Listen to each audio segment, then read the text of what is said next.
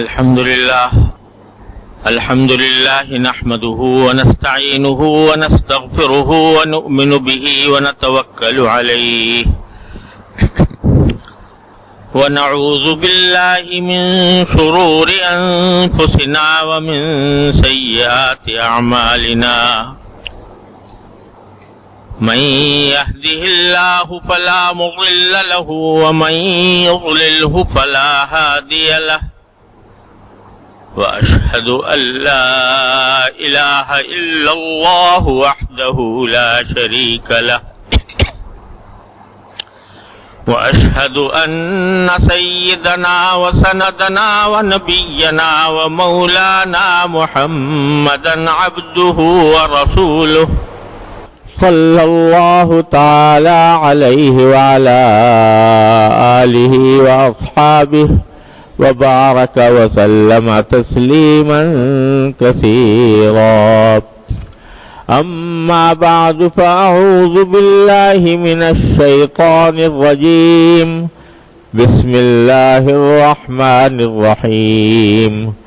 يا أيها الذين آمنوا كتب عليكم الصيام كما كتب على الذين من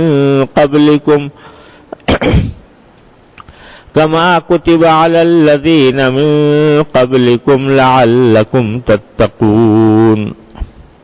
آمنت بالله صدق الله مولانا العظيم وصدق رسوله النبي الكريم ونحن على ذلك من الشاهدين والشاكرين والحمد لله رب العالمين. بزرگان محترم اور برادران عزیز، السلام علیکم ورحمۃ اللہ وبرکاتہ.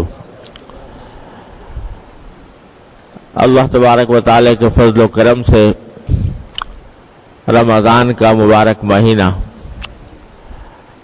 شروع ہو چکا ہے اور اللہ تبارک و تعالی نے یہ نعمت ہمیں اپنی زندگی میں عطا فرمائی جس پر اللہ کا جتنا شکر ادا کیا جائے کم ہے. یہ وہ مہینہ ہے جس میں اللہ جل جلالہ کی خصوصی رحمتیں اپنے بندوں کی طرف متوجہ ہوتی ہیں اور نبی کریم صلی اللہ علیہ وسلم رجب کے مہینے سے اس کی آمد کا انتظار فرمایا کرتے تھے. اس مہینے میں اللہ تبارک و تعالی نے ایک عبادت فرض قرار دی ہے، روزے کی عبادت جو رمضان کے دنوں میں انجام پاتی ہے، اور ایک عبادت سنت قرار دی ہے جو رات کے وقت میں تراویح کی شکل میں انجام دی جاتی ہے. لیکن مقصود در حقیقت اس مہینے کا وہ صرف ان دو عبادتوں کی حد تک محدود نہیں، بلکہ قرآن کریم کی جو آیت میں نے آپ کے سامنے تلاوت کی اس میں اللہ تبارک و تعالی نے فرمایا کہ ہم نے تمہارے اوپر روزے فرض کیے ہیں جیسے کہ پہلی امتوں پر بھی فرض کیے گئے تھے،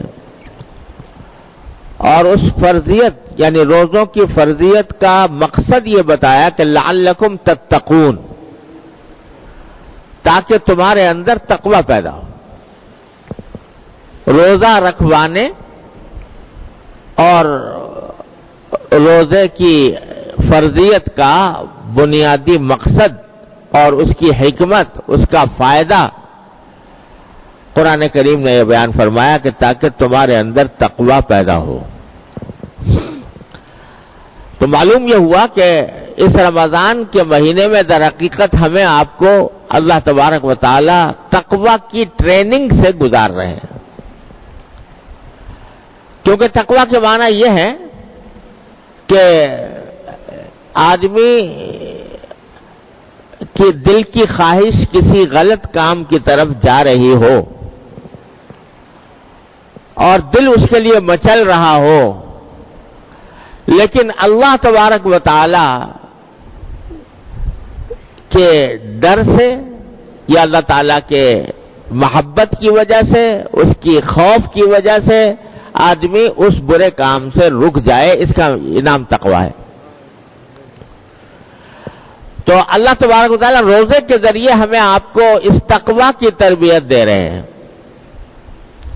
کس طرح کہ جب بندہ روزہ رکھ لیتا ہے، کوئی مسلمان روزے کی حالت میں ہوتا ہے، تو اس نے یہ طے کر لیا کہ اب میں صبح سے لے کر شام تک نہ کوئی چیز کھاؤں گا نہ کوئی چیز پیوں گا،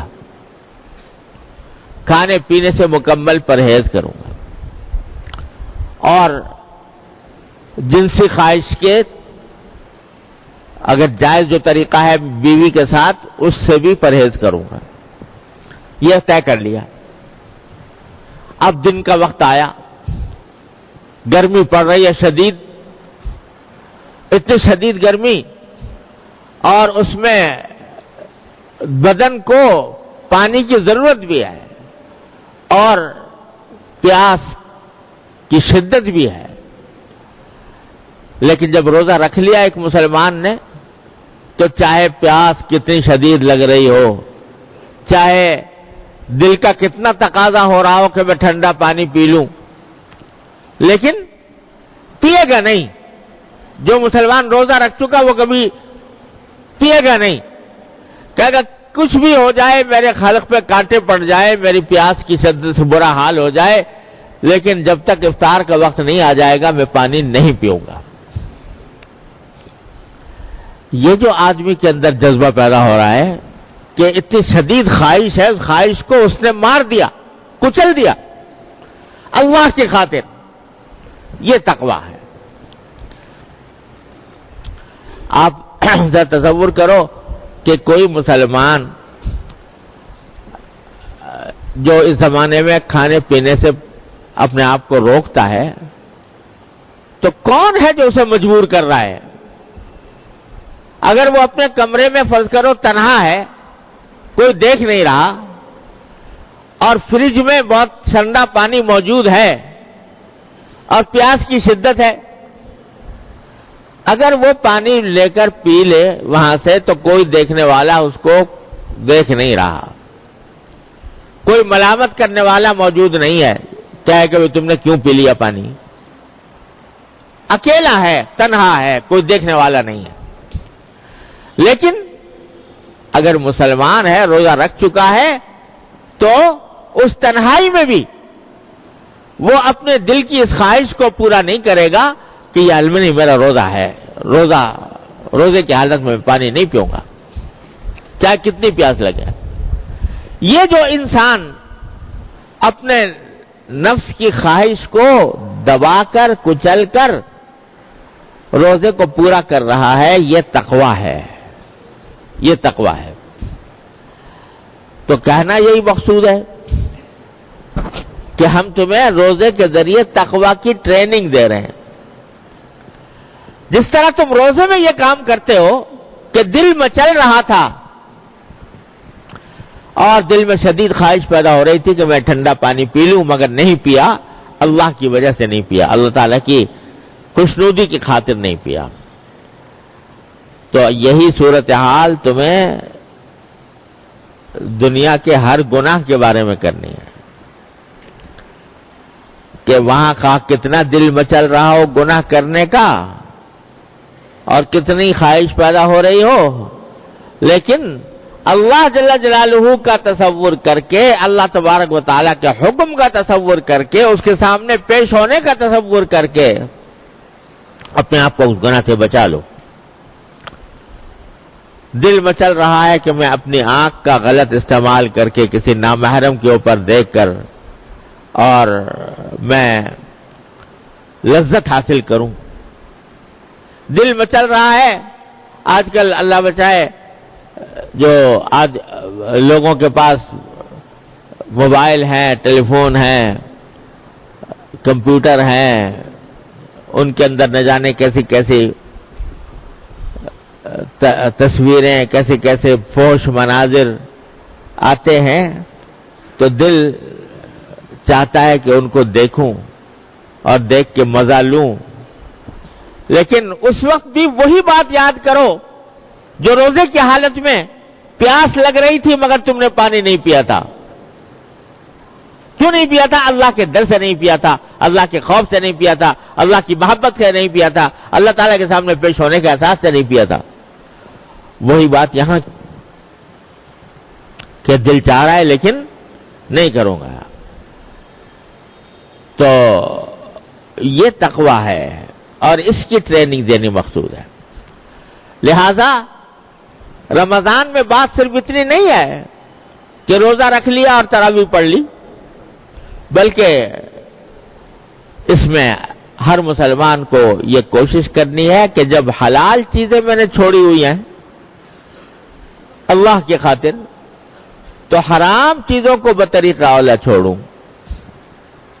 بھئی کھانا عام حالات میں حلال تھا، روزے میں چھوڑ دیا، پینا عام حالات میں حلال تھا، روزے میں چھوڑ دیا، جو چیزیں پہلے ہی حرام تھیں، جھوٹ بولنا، غیبت کرنا، کسی کی دل آزاری کرنا، کسی کا دل توڑنا اور رشوت لینا، سود کھانا، یہ سب حرام تھا کہ نہیں تھا؟ تو عجیب بات ہے کہ آدمی حلال چیزیں تو چھوڑ دے روزے میں، اور جو حرام پہلے ہی حرام چیزیں تھیں وہ نہ چھوڑے، تو یہ کیسی ستم ظریفی ہوگی۔ لہذا رمضان کا مہینہ اس طرح گزارنے کی فکر چاہیے کہ آدمی اپنے آپ کو یہ طے کر لے کہ میں کم از کم اس مہینے میں ہر قسم کے گناہ سے اپنے آپ کو بچاؤں گا، زبان سے کوئی غلط بات نہیں نکلے گی، آنکھ کسی غلط جگہ استعمال نہیں ہوگی، کانوں سے کوئی غلط بات نہیں سنی جائے گی، اور یہ ہاتھ پاؤں کسی غلط کام کی طرف استعمال نہیں ہوں گے۔ اس بات کا آدمی عزم کرے رمضان کے مہینے میں اپنا مہینہ اس طرح گزاروں گا۔ تو یہ ٹریننگ کا ایک کورس ہے جس سے گزارا جا رہا ہے، اور رمضان میں جب یہ مشق کر لی تو انشاءاللہ پھر آگے وہ مشق کام آئے گی۔ حدیث میں من سلم لہ رمضان سلمت لہ السنہ، جس کا رمضان سلامتی سے گزر گیا اس کا سال سلامتی سے گزرے گا۔ لہذا اگر رمضان کا مہینہ احتیاط کے ساتھ گزار لیا کہ اللہ تعالیٰ کے حکم کی تعمیل ہو رہی ہے، گناہوں سے اپنے آپ کو بچایا جا رہا ہے، اپنی زبان، اپنا کان، اپنی آنکھ، اس کی حفاظت ہو رہی ہے، تو یہ رمضان کا مہینہ تمہارے لیے پورے سال کی سلامتی کا انشاءاللہ ذریعہ بنے گا۔ تو ایک بات تو یہ ہے بھائی کہ رمضان کے مہینے میں اپنے آپ کو گناہوں سے بچانے کی کوشش کریں پوری، ایسے مواقع پر جانا سے پرہیز کریں جہاں گناہ میں مبتلا ہونے کا اندیشہ ہو۔ اور دوسری بات یہ کہ یہ رمضان کا مہینہ بڑا ہی قیمتی ہے، یوں تو انسان کی زندگی کا ہر لمحہ بڑا قیمتی ہے اور اس کو صحیح استعمال کرنے کی ضرورت ہے، لیکن خاص طور سے یہ مہینہ رمضان المبارک کا مہینہ، اس کی ایک ایک گھڑی، ایک ایک ساعت انتہائی قیمتی ہے، اس کو فضول ضائع کرنے سے بچائیں، جتنا وقت ہو سکے،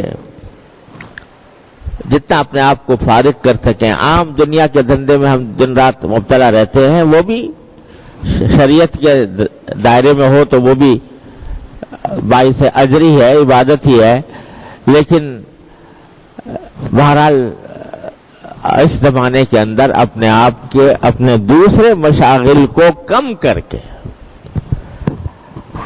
جتنا ہو سکے، جتنا کم کر سکے دوسرے مشاغل کو، زیادہ سے زیادہ وقت اللہ تبارک و تعالیٰ کی عبادت میں، قرآن کریم کی تلاوت میں، ذکر میں، چلتے پھرتے بھی آدمی سبحان اللہ والحمدللہ ولا الہ الا اللہ واللہ اکبر ولا حول ولا قوت الا باللہ تیسرا کلمہ چلتے پھرتے زبان پر رہے. اور جو نمازیں عام دنوں میں نہیں پڑھی جاتی، نہیں پڑھنے کی توفیق نہیں ہوتی، تہجد ہے، لیکن سحری کے لیے اٹھتے ہیں تو تھوڑا پہلے اٹھ کے کچھ رکعتیں 8 رکعتیں تہجد کی پڑھ لیں. مغرب کے بعد 6 رکعتیں اوابین کی پڑھ لیں. ظہر سے پہلے طلوع آفتاب اور ظہر کے درمیان اشراق اور چاشت کی نمازیں پڑھ لیں. جو عام دنوں میں نہیں پڑھی جاتی اس زمانے میں پڑھ لیں. چلتے پھرتے ذکر اللہ تبارک و تعالیٰ کا زبان پر رہے. فضولیات سے اپنے آپ کو بچائیں، وقت ضائع کرنے سے بچائیں، تو یہ مہینہ انشاءاللہ بڑی برکتوں کا، رحمتوں کا اور آئندہ کی زندگی کو درست کرنے کا ذریعہ بن جائے گا انشاءاللہ. من سلم لہ رمضان سلمت لہ السنہ. پھر بھائی ایک بات اور ضروری عرض کرنی ہے کہ پچھلے دنوں اور رمضان کے شروع ہوتے ہی ہمارے شہر میں گرمی کی شدت کا ایک ریلا آیا ہے. اور ابھی وہ الحمدللہ کمی تو آئی ہے لیکن ابھی ختم نہیں ہوا. اور نہ جانے کتنے ہمارے بھائی بہن اس گرمی کی شدت کی وجہ سے دنیا سدھار گئے.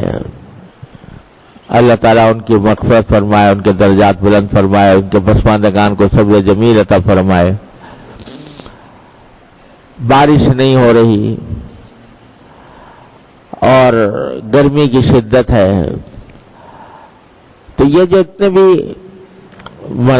اس قسم کے حالات پیش آتے ہیں تو ان حالات میں 2 باتیں سمجھنے کی ہیں. خاص طور سے یہ جو قحط سالی ہوتی ہے، بارش نہ ہونا، گرمی کی شدت ہونا، ان کی وجہ ایک تو بسا اوقات ہمارے اپنے گناہ بدعمالیاں ہوتی ہیں. اور قرآن کریم نے فرمایا ہے کہ جتنا تم زیادہ استغفار کرو گے، اللہ تبارک و تعالیٰ کی بارگاہ میں اپنے گناہوں کی مغفرت مانگو گے، اتنا ہی اللہ تبارک و تعالیٰ تمہارے اوپر بارشیں نازل فرمائیں گے. فَقُلْتُ اسْتَغْفِرُوا رَبَّكُمْ إِنَّهُ كَانَ غَفَّارًا يُرْسِلِ السَّمَاءَ عَلَيْكُمْ مِدْرَارًا. کہ حضرت نوح علیہ السلام نے اپنی قوم سے فرمایا تھا، اور ظاہر قرآن جب نقل کرتا ہے تو اس لیے نقل کرتا ہے تاکہ کہ بات صحیح ہوتی ہے کہ تم استغفروا ربکم، اپنے پروردگار سے استغفار کرو، انہ کان غفارا، وہ بہت بخشنے والا ہے. یرسل السماء علیکم مدرارا، اگر تم استغفار کرو گے تو تمہارے اوپر آسمان کی بارشیں اللہ تعالیٰ خوب فراوانی کے ساتھ نازل فرمائیں گے. تو ایک تو بھائی ہم سب کو استغفار کرنے کی ضرورت ہے کہ اللہ تبارک و تعالیٰ اپنے فضل و کرم سے ہمارے گناہوں کو معاف فرما دے، اور یہ شدت گرمی کی اور یہ قحط سالی اللہ تعالیٰ دور فرما کر باران رحمت عطا فرمائے. باران زحمت نہ ہو، باران رحمت ہو. اللہ تبارک و تعالیٰ کی طرف سے بارش کی دعا استغفار کے ساتھ. فَقُلْتُ اسْتَغْفِرُوا رَبَّكُمْ، اپنے پروردگار سے استغفار کرو، چلتے پھرتے اٹھتے بیٹھتے ہر نماز کے بعد، یا اللہ ہمارے گناہوں کو معاف فرما دے. دوسری ایک بات جو حدیث میں آئی ہے، بارش نہ ہونے کی ایک بڑی وجہ حدیث میں یہ بیان کی گئی ہے کہ لوگ جب زکوٰۃ دینا چھوڑ دیتے ہیں یا زکوٰۃ میں کوتاہی کرتے ہیں تو اللہ تعالیٰ بارشیں ان پر بند کر دیتے ہیں.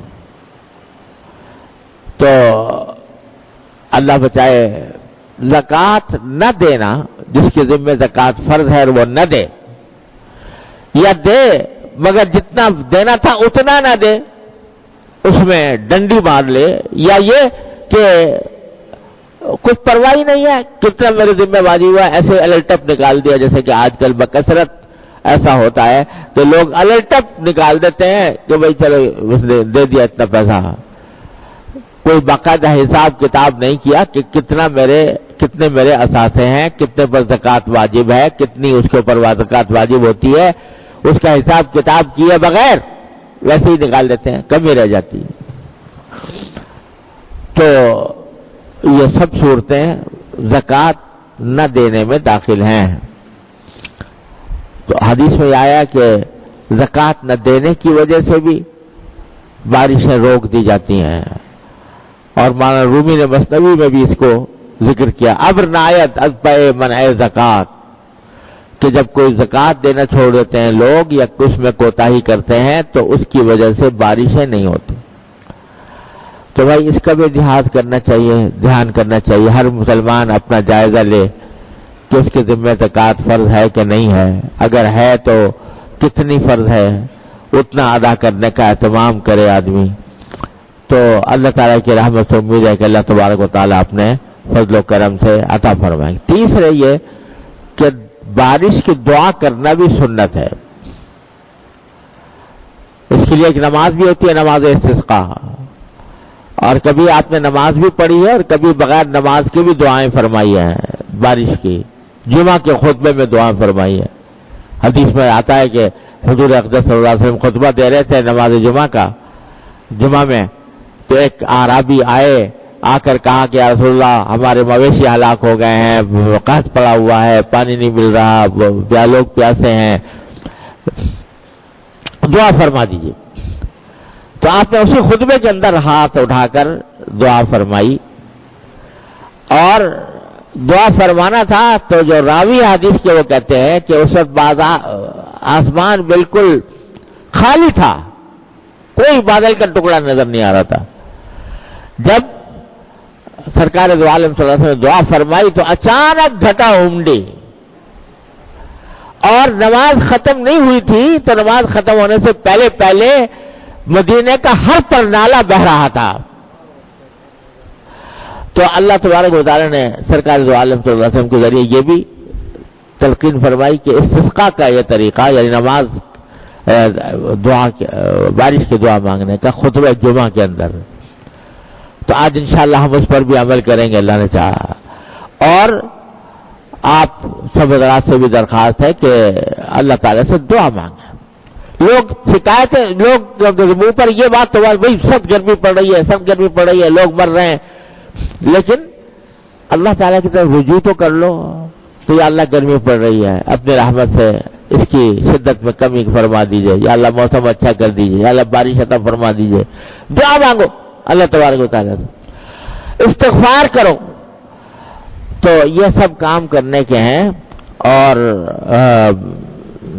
اللہ تبارک و تعالیٰ کی رحمت سے امید ہے کہ اگر مسلمان اس طرف متوجہ ہوں گے تو انشاءاللہ یہ صورتحال جو ہے وہ بدلے گی۔ اس کے علاوہ ہمارے کچھ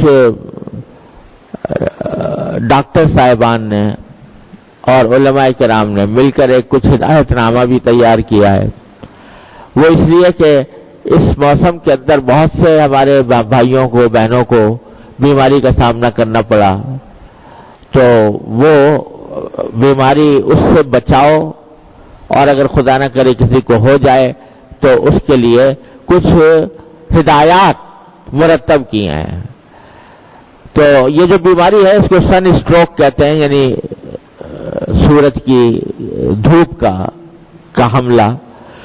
اس کی ابتدائی علامات میں سے ایک یہ ہے کہ جلد خشک اور گرم ہو جاتی ہے، پسینہ آنا بند ہو جاتا ہے، جس کی وجہ سے جسم کو خود کو ٹھنڈا نہیں کر پاتا، سانس لینے میں دقت ہوتی ہے، تیز سانس لینے کی وجہ سے سانس پھولنے لگتا ہے، جسم کا درجہ حرارت، دل کی دھڑکن دونوں اچانک بڑھ جاتے ہیں۔ یہ علامتیں ہیں اس بیماری کی جو آج کل بہت سے لوگوں کی جس میں جانے گئی ہیں۔ اس کی احتیاطی تدابیر یہ ہے کہ خود کو دھوپ اور گرمی سے بچائیں، اپنے کام صبح یا شام کے وقت کرنے کی کوشش کریں، تیز دھوپ میں باہر نہ نکلیں، اور اگر جانا بہت ضروری ہو تو سر کو ڈھانپ کر نکلیں، दिन 24 घंटे में 10 से 12 गिलास पानी पिए। रोजे में दिन में तो पिया नहीं जा सकता, रात के वक्त में जितना हो सके इफ्तार के बाद पानी कसरत से पिए। वो कहते हैं 10 से 12 गिलास। और सब्जियों और फलों के ठंडे मशरूबात इस्तेमाल करें। सलाद और सब्जियों का इस्तेमाल ज्यादा करें। गर्मी के मौसम में ऐसे कपड़े पहने जो ज्यादा मोटे ना हो और उनमें से हवा आसानी से गुजर सके। अगर किसी वक्त हमला हो तो सायादार और ठंडी जगह में चले जाएं। गैर जरूरी कपड़े, टोपी, जराबें, जूते वगैरह उतार दें। ठंडा पानी और मशरूबात इस्तेमाल करें। कुछ देर आराम करने के बाद ठंडे पानी से नहाएं। अगर फिर भी अलामात बरकरार रहें तो जल्द अज जल्द डॉक्टर से रुजू करें। सहर और इफ्तार के औकात में दही और पानी का वाफिर इस्तेमाल करें। ज्यादा चीनी और कैफीन वाले मशरूबात जैसे कि चाय, कॉफी और कोल्ड ड्रिंक, इनसे इज्तनाब करें। यानी ये इस्तेमाल न करें ज्यादा। चूल्हे के पास कम से कम वक्त गुजारें। मुरगन और चिकनाई वाली ग़िज़ाओं से परहेज करें। अगर कोई मुसलमान माहिर और मुहतात तबीब बीमारी की वजह से रोजा न रखने का मशवरा दे या रोजे की हालत में बीमारी का हमला हो और तबीब रोजा तोड़ने को जरूरी करार दे तो उसके मशवरे पर अमल करते हुए रोजा कदा कर दें। यानी अगर कोई मुसलमान माहिर तबीब है, वो कहता है कि इस मौजूदा बीमारी के अंदर आपके लिए रोजा रखना मुज़िर है, तो फिर उस सूरत में रोजा न रखें और बाद में कज़ा कर लें। या अगर फर्ज करो खुदा न करे रोजे की हालत में बीमारी का हमला हो और तबीब ये कहे कि रोजा तोड़ना जरूरी है वरना जान जाने का अंदेशा है, तो फिर रोजा तोड़ना भी जरूरी हो जाता है शरअन। और उसमें कोई तरद्दुद न करना चाहिए ऐसे मौके पर, क्योंकि शरीयत ने ही हमें अपनी जान की हिफाजत का भी हुक्म दिया है। और उसके लिए अगर ये सहूलत दी है कि अगर इस जमाने में तुम्हारे लिए रोजा रखना किसी वजह से, बीमारी की वजह से मुमकिन ना हो, तो फिर दूसरे दिनों में कज़ा कर लो। शरीयत ने ये गुंजाइश दी है, ये इजाजत दी है। और अगर अंदेशा हो जान जाने का तो फिर रोजा रखना जायज ही नहीं जब जान जाने का अंदेशा हो, क्योंकि जान जो है वो भी, इसकी हिफाजत भी, जान हमारी नहीं है, ये भी अल्लाह ताला की दी हुई है, ये भी इसका भी हमारे जिम्मे हक है। उसके हक को अदा करने के लिए अगर उसकी हिफाजत में रोजा कज़ा किया जाए तो उसमें कोई मतलब। मेरे पास बहुत से कई लोगों के फोन आए कि बहुत से लोग ऐसे मौके पर भी जो हैं वो रोजा तोड़ने से परहेज करते हैं, तो ये कोई मुनासिब बात नहीं है। अपनी जान का हक भी अल्लाह शरीयत ने हमारे ऊपर रखा है, उसका लिहाज रखना चाहिए। इन बातों का अगर लिहाज कर लेंगे और अल्लाह ताला से रुजू करेंगे तो इंशाअल्लाह अल्लाह ताला की रहमत से उम्मीद है कि ये जो परेशानी इस वक्त हमारे शहर में पर दरपेश है, अल्लाह की रहमत से इसी परेशानी का एक बहुत बड़ा, इस परेशानी को पता नहीं कितना गुना ज्यादा कर दिया है इस बात ने, लोड शेडिंग ने, कि घंटों बिजली गायब रहती है, बेचारे लोग परेशान हैं उसकी वजह से। दुआ करें कि अल्लाह तबारक व तआला इसको, हमारी सारी मुश्किलात को अपने फजल करम से दूर फरमा दे। हुकूमतों की तो बेहिसी का शिकवा कब तक किया जाए, लेकिन जो अहकमुल हाकिमीन है उसके बारगाह में अपनी दरख्वास्त पेश कर देनी चाहिए। अल्लाह ताला अपने रहमत से हमारी इन दुआओं को कबूल फरमाए और हमारे हालात को दुरुस्त फरमा दे। व आखिर दावाना अल्हम्दुलिल्लाहि रब्बिल आलमीन।